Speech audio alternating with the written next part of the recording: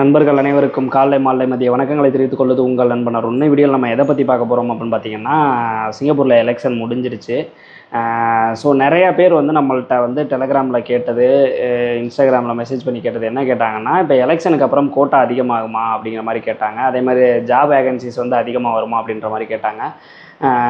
So வந்துட்டு இதுக்கப்புறம் job வேகன்சியோட, அதாவது சிங்கப்பூரில் வேலைவாய்ப்பு நிலைமை வந்து எப்படி இருக்க போகுது அப்படிங்கிற மாதிரி பார்ப்போம். இப்போதைக்கு எப்படி இருக்குது அப்படிங்கிற மாதிரி பார்ப்போம்.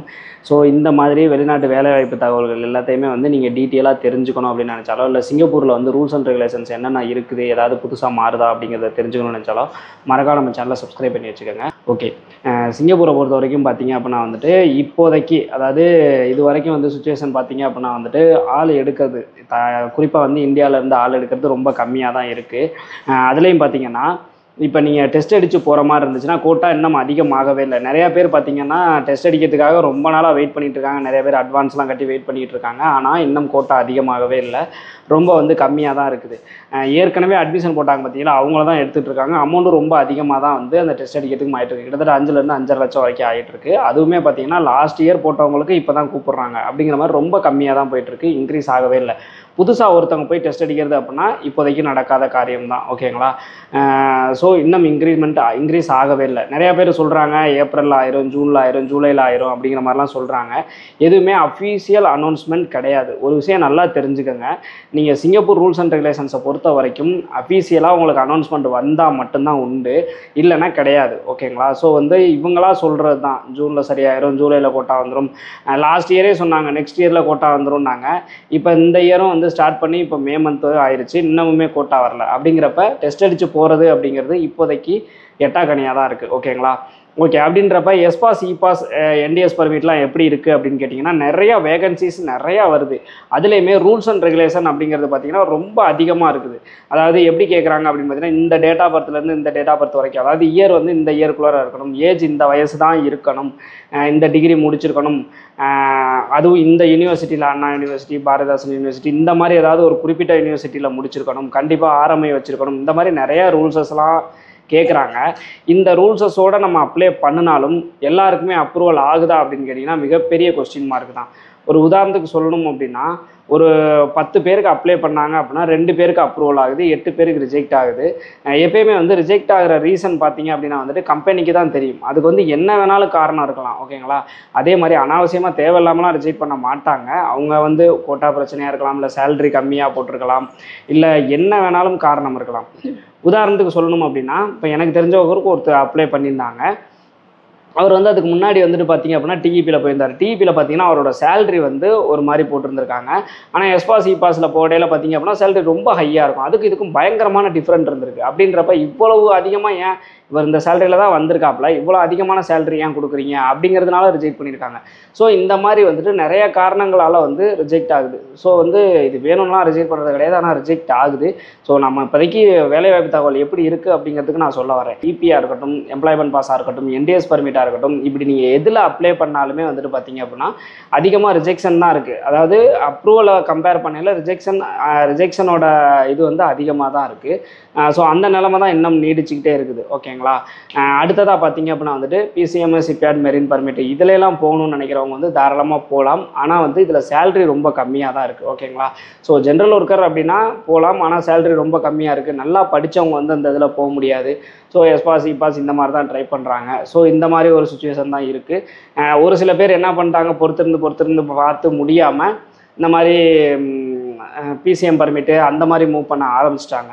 அதே மாதிரி இதை சாக்கா வச்சு இப்போ பிசிஎம் பர்மிட்டில் நீங்கள் போய் அங்கே போனால் டெஸ்ட் அடிக்கலாமா அப்படிங்கிற மாதிரி தமிழ்நாட்டில் ஒரு சில ஏஜென்ட்டுகள் சொல்லி அமௌண்ட் வாங்குறாங்க. ஆனால் வந்து அப்போல்லாம் போகிறீங்க அப்படின்னா 100% வந்து நீங்கள் ஷியூராக வந்து உங்களால் டெஸ்ட் அடிக்க முடியுமான்ற மாதிரி பார்த்துக்கோங்க. அதுக்கெலாம் வந்து வாய்ப்புகள் ரொம்ப ரொம்ப குறைவு. அங்கேயுமே நிறையா ரூல்ஸ் இருக்குது. முன்னாடியெல்லாம் வந்துட்டு பார்த்தீங்கன்னா, நீங்கள் ஷிப்யார்ட் பர்மிட்டில் சிங்கப்பூரில் இருக்கீங்க அப்படின்ற பட்சத்தில் டேரெக்டாக நீங்கள் போய்ட்டு ஒரு இன்ஸ்டியூட்டில் உங்களோட பாஸ்போர்ட் ஜெராக்ஸ் இருந்தாலே போதும் கொடுத்துட்டு டெஸ்ட் அடிச்சிட முடியும் அப்படின்ற மாதிரியான ஒரு சூழ்நிலை இருந்துச்சு. இதை வச்சு நிறைய பேர் டெஸ்ட்டும் அடித்தாங்க.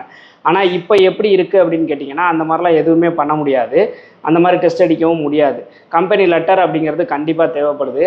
ஸோ ஒரு கம்பெனி வந்து கம்பெனி லெட்டர் கொடுக்குமான்னு கேட்டிங்கன்னா அது கொஸ்டின் மார்க் தான். ஆனால் அந்த ஒரு சில போலி ஏஜென்ட்டுகளாக இருக்கட்டும், இல்லை ஏமாத்திர ஏஜென்ட்டுகள் என்ன பண்ணுறாங்க, நீங்கள் அங்கே போய் டெஸ்ட் அடிக்கலாம், ஒரு வருஷம் நீங்கள் ஒழுங்காக வேலை பார்த்தீங்கன்னா டெஸ்ட் அடிக்கலாம்னு சொல்லி டெஸ்ட் அடிக்கிறதுக்கு ஒரு பிசிஎம் பர்மிட் அப்படின்னா உங்களுக்கு 3 4 லட்சம் தான் வாங்கணும். ஆனால் இவங்க என்ன பண்ணுறாங்க, இந்த மாதிரி டெஸ்ட் அடிக்கலான்ற மாதிரி சொல்லி 5 5.5 லட்சம் வரைக்குமே வாங்கிக்கிட்டு அவங்கள அனுப்பி விட்டுறாங்க.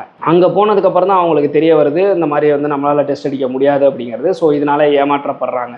ஸோ அந்த மாதிரி யாராவது சொல்லி பிசிஎம் சிபிஆர் பர்மிட்லாம் அவங்கள கூப்பிட்றாங்கன்னா அதை நம்பி போகாதீங்க. அப்படி நீங்கள் போகிறீங்கன்னா 100% வந்து இவங்களை வந்து சப்போஸ் உங்களுக்கு சொன்ன மாதிரி நடந்துக்கல அப்படின்னா இவங்கள்ட்ட அமௌண்ட் வாங்க முடியுமா அப்படிங்கிறத தெளிவாக பார்த்துக்குங்க. என்னோட பர்சனல் ஒப்பீனியன், கண்டிப்பாக நீங்கள் அந்த மாதிரி சொன்னாங்கன்னா போக வேண்டாம் அப்படின்றத என்னோட பர்சனல் ஒப்பீனியன். சரி, அப்போ என்னதாயா பண்ணுறது, எப்படிதாயா நான் சிங்கப்பூர் போகிறது அப்படின்னு கேட்டிங்கன்னா, இப்போதைக்கு பார்த்தீங்கன்னா எஸ்பாஸ் இபாஸ் நீங்கள் ரிஸ்க் எடுத்து அப்ளை பண்ணி தான் ஆகணும். ஆனால் நீங்கள் அப்ளை பண்ணல எப்படின்னு கேட்டிங்கன்னா அட்வான்ஸ் வந்து கண்டிப்பாக எல்லாருமே வாங்குறாங்க. நம்ம சைட்லேயே பார்த்தீங்கன்னா ஒரு பையனுக்கு நம்ம ரெஃபர் தான் பண்ணுவோன்னு உங்களுக்கு தெரியும். டேரெக்டாக நம்ம ஏஜென்சி நம்பர் கொடுத்து நம்ம ரெஃபர் பண்ணிடுவோம். எஸ்பாஸுக்கு அந்த பையனுக்கு அப்ளை பண்ணாங்க, கேண்டீன் சமையல் வேலைக்கு அப்ளை பண்ணாங்க. அந்த பையனுக்கு அப்ரூவல் வந்துருச்சு, ₹1 கூட காசு வாங்கலை. அந்த பையன் என்னன்னா சரின்னு சொல்லிட்டு தம்பி ஐபி வந்துருச்சுன்னா அந்த பையனுக்கு ஐபியும் கொடுத்தாச்சு. ஆனால் அவன் பணம் கடைசி வரைக்கும் கட்டவே இல்லை. அதுக்கப்புறமேட்டு அவனை பிடிச்சி அவங்க அப்பா நம்பரை பிடிச்சி அவங்க அப்பாட்ட போய் கேட்டால் அவங்க அப்பா ஒரு சாதாரண ஒரு பேங்க்கில் செக்யூரிட்டி வேலை பார்த்துக்கிட்டு இருக்காரு. ஸோ இவனை நம்பி எப்படிப்பா நீங்கள் பணமே வாங்காமல் எப்படிப்பா நீங்கள் அப்ளை பண்ணீங்க, இவன் வரவே மாட்டாப்பான்னு சொல்லி அந்த ஐபியை கடைசியில் கேன்சல் தான் பண்ணோம். அவன் வந்து கடைசி வரைக்கும் வந்து போகவே இல்லை. ஸோ இந்த மாதிரிலாம் வந்து நிறைய பேர் டைம் பாஸுக்காக இந்த மாதிரி பண்ணுறாங்கன்றதுனால தான் அட்வான்ஸ் வாங்குறாங்க.